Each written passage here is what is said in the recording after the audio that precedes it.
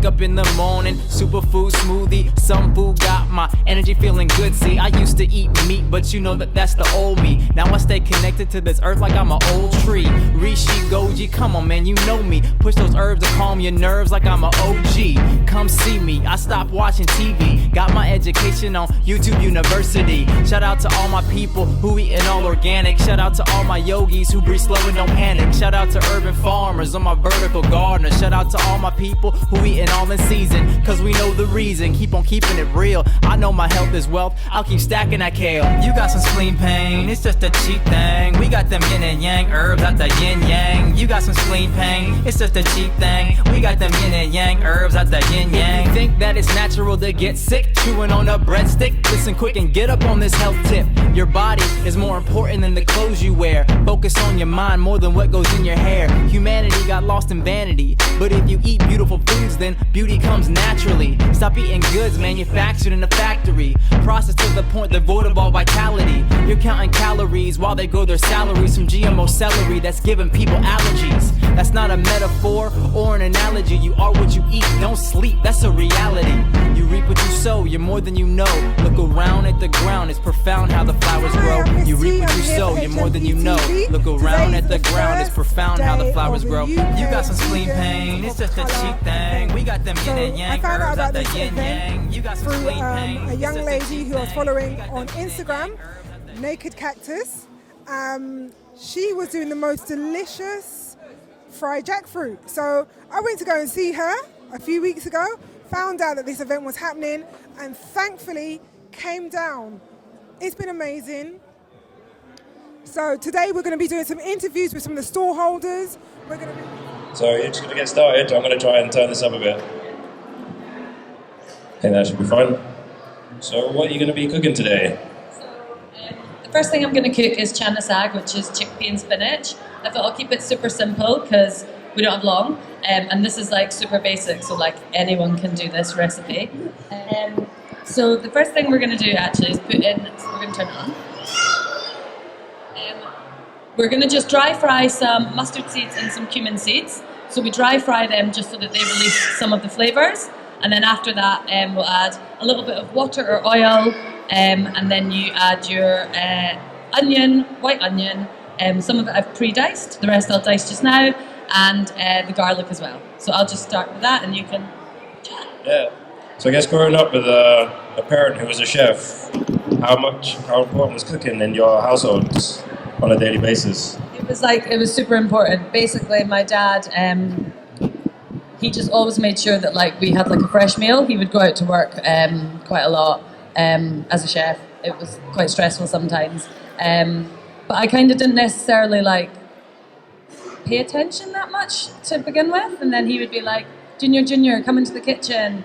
You need to learn how to make pakora, and you need to learn profit margins. And it cost me 12p for the ingredients. And how much is the gas? And I'd be like, I don't know. And, he'd be like getting me. I was working in his kitchens from young.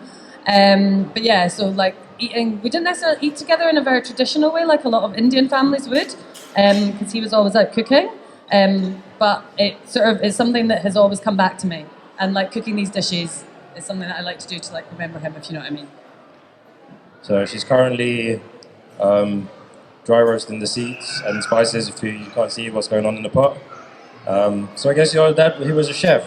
What type of chef was he?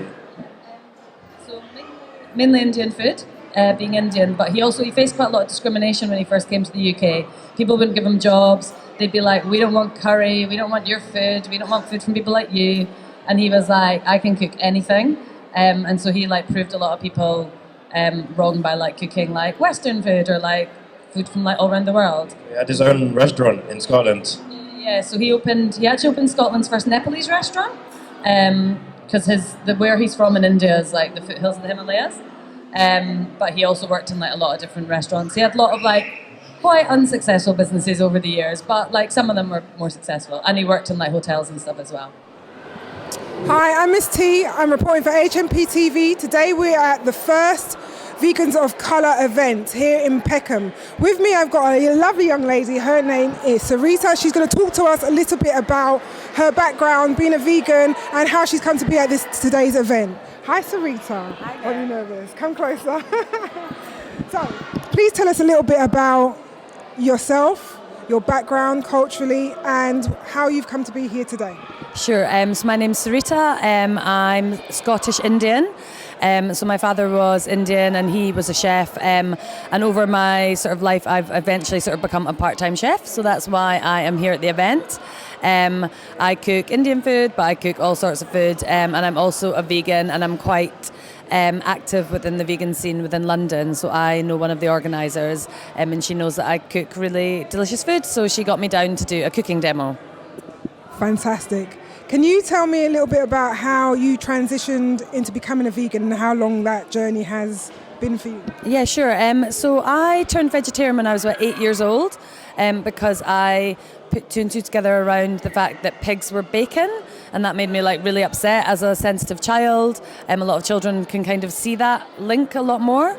And so I always had the ethics and values of not wanting to harm animals, but I never quite let myself understand the dairy and the egg industry and the wool and the leather and all the other things around animal products. I sort of just ignored it. And then about 5 years ago, I went vegan just sort of for a bit of a health challenge, to be honest, for a month after having like a very indulgent holiday. And then I was like, wait a minute, this thing of me saying that I can't eat cheese is actually nonsense. I can eat cheese, or I can live without cheese, and actually I can try like a plant-based vegan diet. So I've been vegan for about 5 years, primarily for animals and the environment, but since then I've seen a lot of the health benefits as well. Thanks for that. Can you tell us where you cook and what socials we can find you on if we want to come and taste your delicious food, please? Sure. So I cook at different events, teaching classes. I don't have like a sort of setup anywhere particularly, but if you follow me on Instagram or Twitter, it's Sarita Puri. So it's Saretapuri, and that has everything of where I am and what I do. Thank you very much, Sarita. I hope to be tasting your delicious food again. It was amazing, just letting you know. And thank you for the interview. Thank you. Take care. Bye-bye. So that was me, Miss T, for HMPTV. Bye. Wow, what an end to an amazing 2 days. This has been the last and final day of UK Vegans of Colour, the event. All I can say is that coming here today, covering this event has been the most edifying, not just for my stomach, obviously, but for my soul, for my spirit, because the food was definitely full of love, the environment even more so. Everybody here was here to support and to learn, and we learned so much. We learned women's panel today, that was amazing. We had a lovely lady who was all the way from Sudan, nutritionist.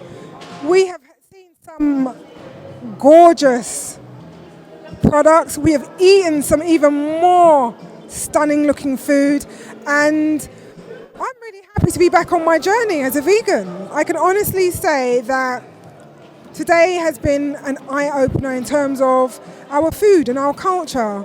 And, you know, it's not right. We have been at the forefront, as we are for many of the things in this world, and due to racism and people having the privilege, we get pushed to the back.